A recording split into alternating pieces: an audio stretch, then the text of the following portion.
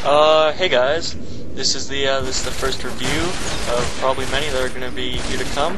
So I don't know if I know what I'm doing, but we'll see what's going on. I'm here to review Medal of Honor Vanguard for the Wii. It was the first Medal of Honor game to ever come out for the Wii, and whilst it doesn't have any multiplayer options, the single player I find is quite good. So let's start with the storyline. I've never been a huge fan of storylines for Medal of Honor, so I'm not too sure about this one. I think you take control of one guy, one colonel or whatever, and you go through and you basically kill Nazis. That's basically the point. Who really buys a Medal of Honor game for the story, right? So let's move on to the characters.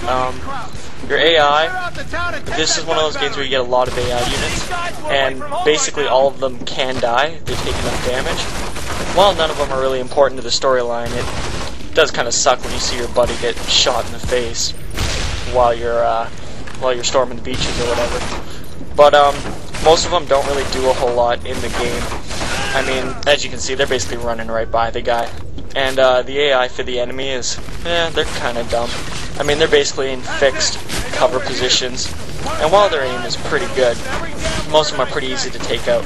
Now, I've only played on the easy and some of the normal difficulties, but normal is actually pretty difficult, mainly because you die really quickly.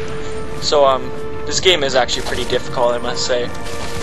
But, yeah, in this game, there is no health bar. You just take damage based on that little red bloodstain, I guess it is, around your cursor, or around your character, I guess. My bad. And all you have to do is just get behind cover, and you'll start regenerating health. So it sounds easy, but basically, if you're being attacked by a whole bunch of guys, you're basically screwed.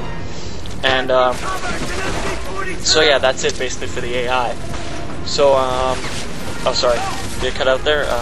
I don't know. Anyway, so moving on to the gameplay. This is one of those games that uses the Wii remote to the fullest extent. You aim with the Wii remote by pointing at the screen, and a lot of people have complained about that. And I mean, I have no problem with the Wii remote. It takes about half an hour or so to get accustomed to the Wii remote and the aiming, but when you do, it's one of those games where at the beginning you can't even hit anything, but about half an hour through the game, you'll be headshotting everyone because you can be that accurate. So what else do we have to cover? Oh, and when I said that there was no multiplayer option, I lied about that. There is a split screen multiplayer. It's basically terrible. I mean, the levels are so small and so linear, it's just, there's no point in them. So I'm not going to cover the multiplayer too huge, but if you're looking for a great online experience, it's not here. Now the story, you can get medals based on collecting all the weapons, getting a certain amount of headshots, not dying, you know, your basic medals. And whilst they don't do anything besides raise your stamina bar and raise your health bar when you replay the levels, it's kind of fun. And this game, I found that the single player, it's a lot of fun to replay it.